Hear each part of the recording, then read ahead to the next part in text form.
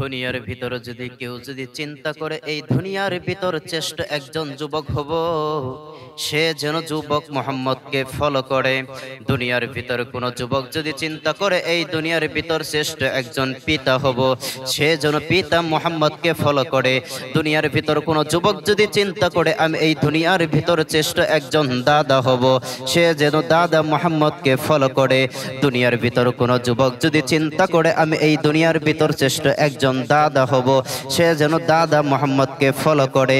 দুনিয়ার ভিতর কোন যুবক যদি চিন্তা করে এই দুনিয়ার ভিতর শ্রেষ্ঠ একজন খতিব হব, সে যেন খতিব মোহাম্মদকে ফলো করে। দুনিয়ার ভিতর কোন যুবক যদি চিন্তা করে আমি এই দুনিয়ার ভিতর শ্রেষ্ঠ একজন ইমাম হব, সে যেন ইমাম মোহাম্মদকে ফলো করে। দুনিয়ার ভিতর কোন যুবক যদি চিন্তা করে আমি এই দুনিয়ার ভিতর শ্রেষ্ঠ একজন নানা হব, সে যেন দানা মোহাম্মদকে ফলো করে। দুনিয়ার ভিতর যদি কোনো যুবক যদি চিন্তা করে এই দুনিয়ার ভিতর শ্রেষ্ঠ একজন ইমাম হব, সে যেন ইমাম মোহাম্মদকে ফলো করে। আজকে দুনিয়ার ভিতর তো আমরা অনেকেই চলি, আজকে দুনিয়ার ভিতরে চলতেছি ফিরতেছি, আজকে আমাদের মধ্যে আমার নবীর আদর্শ আজকে আমাদের মধ্যে নাই। আজকে আমরা মুসলমান দাবি করি। হে যুবক, হে বৃদ্ধ বাবাজি, হে যুবক, হে বৃদ্ধ বাবাজি, কথাগুলো ভালো করে বুঝে নিবেন, কথাগুলো ভালো করে বুঝে নিবেন।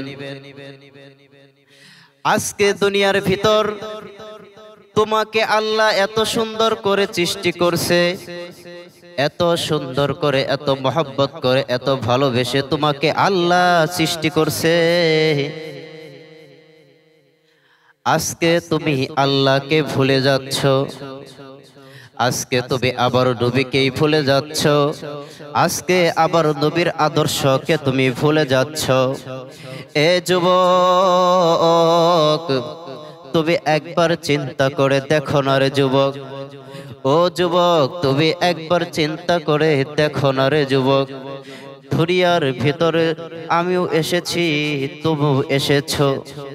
দুনিয়ার ভিতর পুরা জীবনটাই তো তুমি গুনার কাজে তুমি লিপ্ত হয়ে শেষ হয়ে যাচ্ছ। কেমনে তুমি আল্লাহর কাঠগড়ার ভিতরে তুমি দাঁড়া খাইবা? কেমনে কিয়ামতের দিন আল্লাহর কাছে যায় দাঁড়াইবা? আজকে তোমার আমল নাই, আমারও আমল নাই। আজকে নবীর আদর্শ দেখো, নবীর আদর্শটা নয় কত চমৎকার আদর্শ ছিল। নবীজির আদর্শ তো এমন আদর্শ ছিলেন, নবীজির আদর্শ দেখে হাজার হাজার কাফেররা, হাজার হাজার মুনাফিক, হাজার হাজার কাফেররা, হাজার হাজার কাফেররা নবীজিকে দেখে ইসলাম গ্রহণ করে ফেলতো।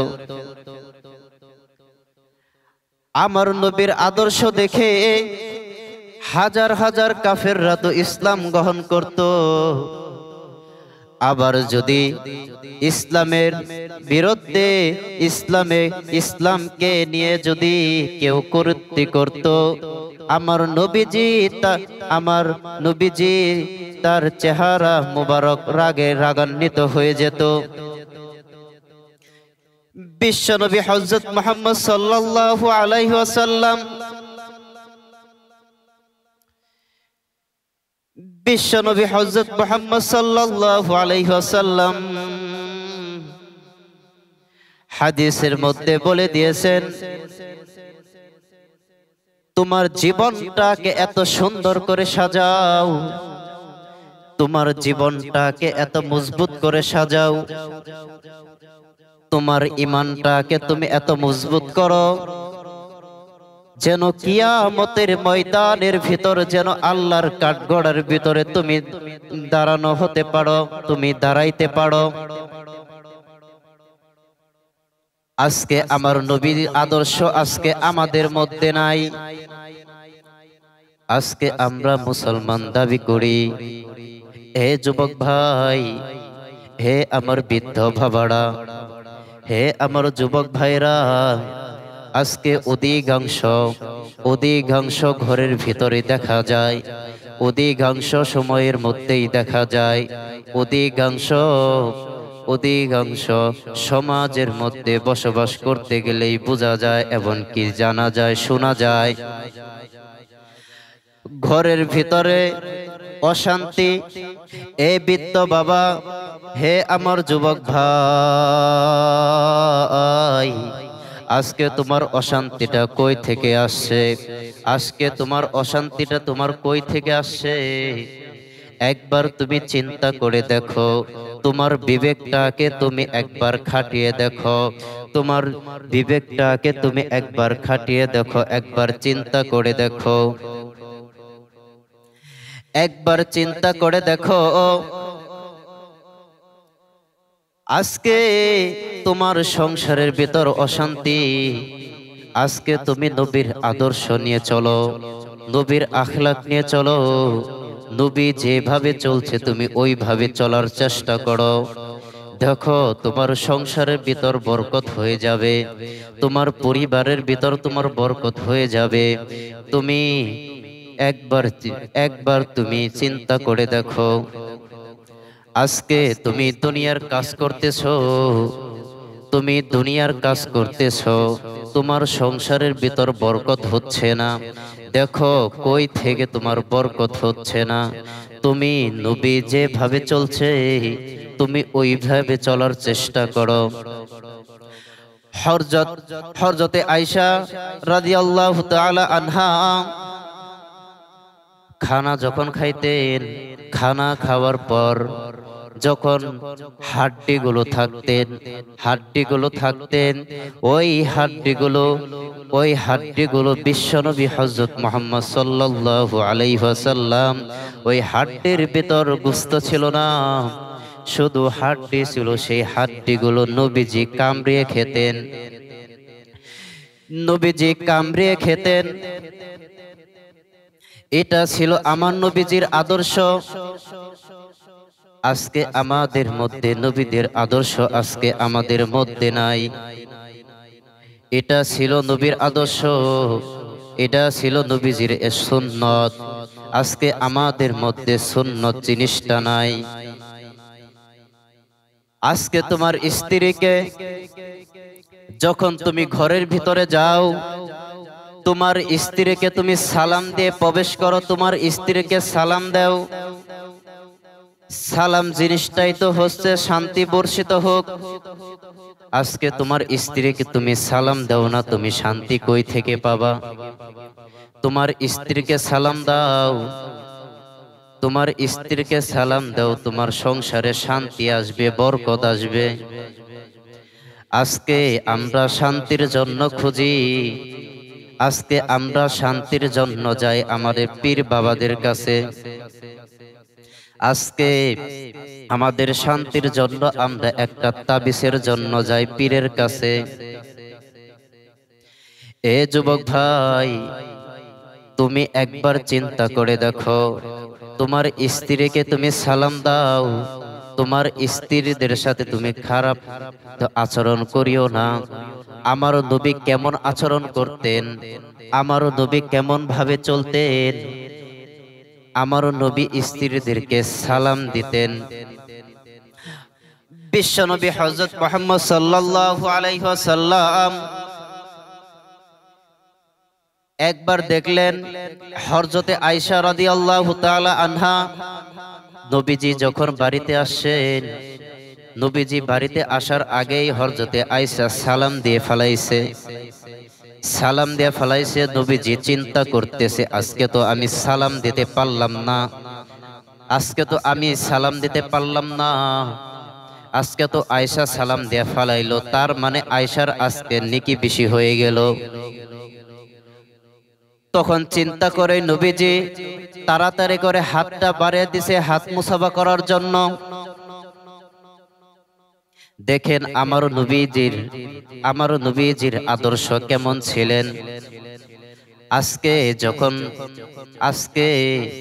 যখন স্ত্রী খানা খাওয়ার জন্য যায়, তুমি একবার তোমার স্ত্রীকে তুমি খানা খাওয়ার জন্য তোমার নিজের হাতে তোমার স্ত্রীকে খানা খাওয়াই দাও, তোমার স্ত্রীকে খানা খাওয়াই দাও, তোমার স্ত্রীকে তুমি রান্না কাজে তুমি সহযোগিতা করো।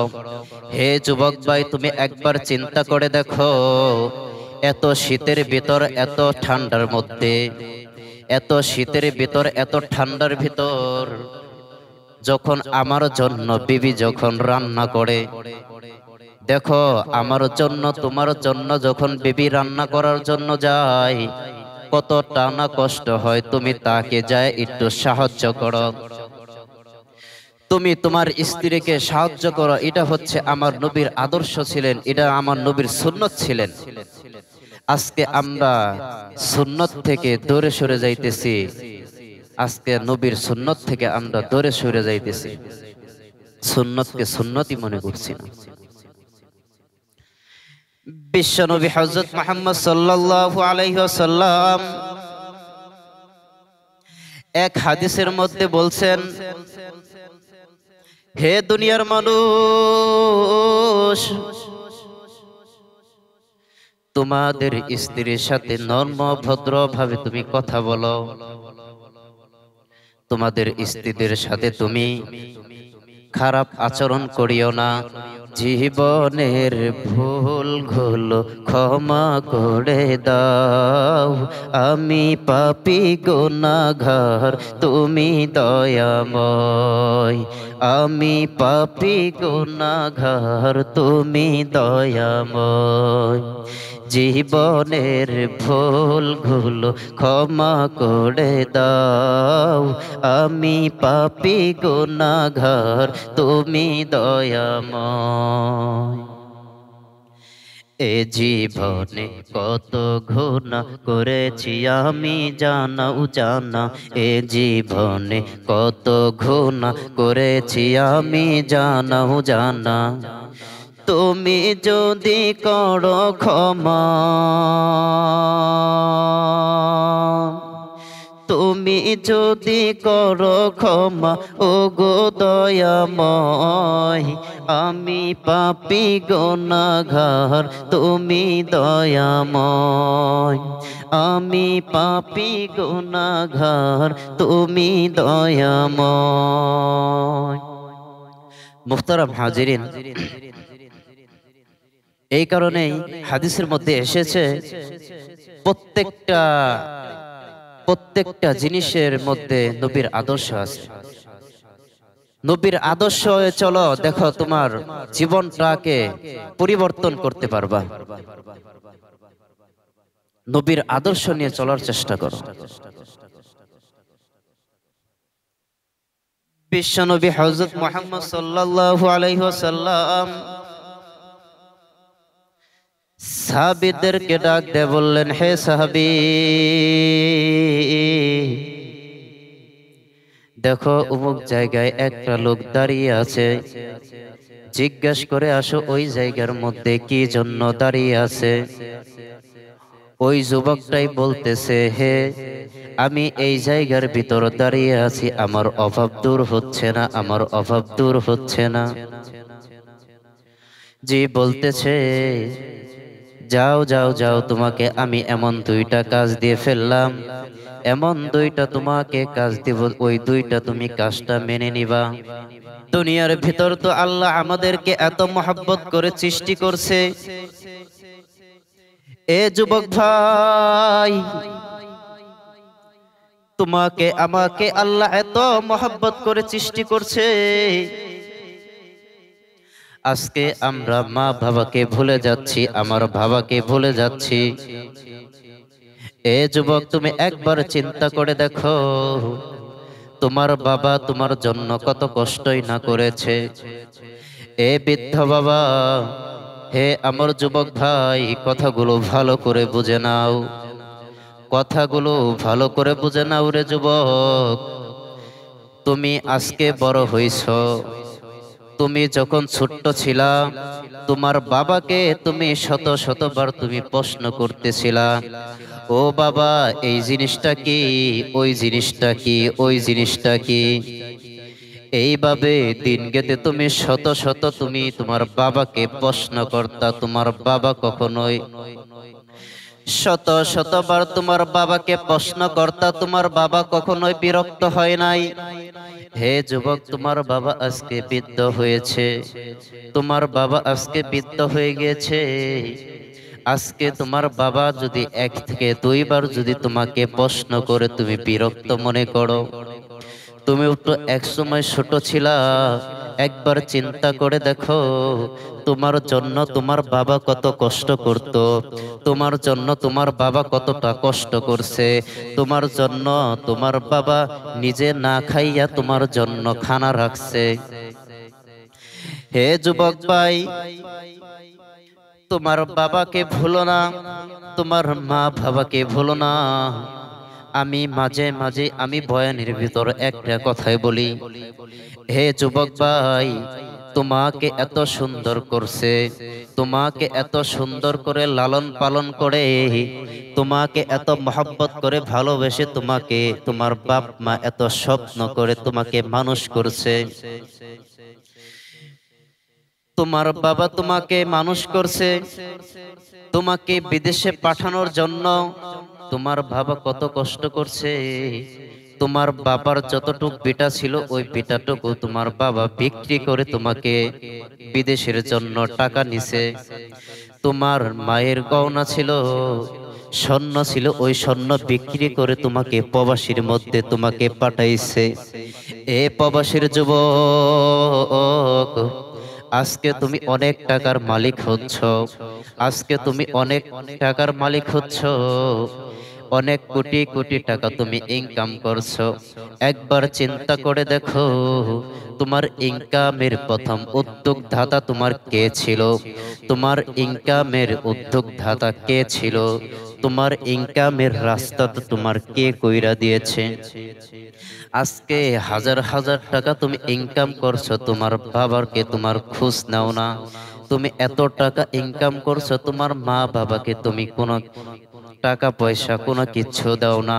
এ যুবক, তুমি একবার চিন্তা করো, তোমার মা বাবাই তো তোমাকে এত কষ্ট করে লালন পালন করছে, তোমাকে কষ্ট করে বিদেশের ভিতরে তোমাকে পাঠাইছে। আজকে তুমি তোমার বাবা মাকে তুমি ভুলে যাচ্ছ, তুমি তোমার মা বাবাকে তুমি ভুলে যাচ্ছ। এই কারণে যুবক ভাই তোমাদেরকে ভুলে যায়, যে সমস্ত মা বাবা এখনো এই দুনিয়ার ভিতর জীবিত আছে, এখন পর্যন্ত জীবিত আছে, এখন পর্যন্ত জীবিত আছে, এখন থেকে যুবক ভাইরা ওয়াদা করি, এখন থেকে যুবক ভাইরা ওয়াদা করতে পারি তো নাকি, যে এখন থেকে আর মা বাবার সাথে কখনো দুশ্মনী করব না। এখন পর্যন্ত মা বাবা, এখন পর্যন্ত আর কখনো মা বাবাকে আমি কখনো কোনো কষ্ট দিব না। তোমার মা বাবাকে খেদমত করো। এক হাদিসের মধ্যে এসেছে, মা বাবাকে খেদমত করলে আল্লাহ খুশি হয়। মা বাবাকে খুশি করতে পারলে, হাদিসের মধ্যে এসেছে, কোন যুবক যদি মা বাবাকে খেদমত করতে করতে যদি মা বাবাকে খুশি করতে পারে, আল্লাহ বলেন, ও যুবক, তুই তো শুধু আমাকে খুশি তুই তো শুধু তোর বাপ, তুই তো শুধু তোর মা বাবাকে খুশি করলি না রে যুবক, তুই তো বরং আমাকে খুশি করে ফেললি, তুই তো বরং আমাকে খুশি করে ফেললি। এই কারণে মা বাবাকে খেদমত করার দরকার আসেনি। এ যুবক ভাই, মা বাবাকে খেদমত করার দরকার আসেনি। এখন থেকেই তওবা করি, মা বাবাকে খেদমত করব তো। এখন থেকেই তওবা করে ফেললাম, মা বাবাকে খেদমত করব।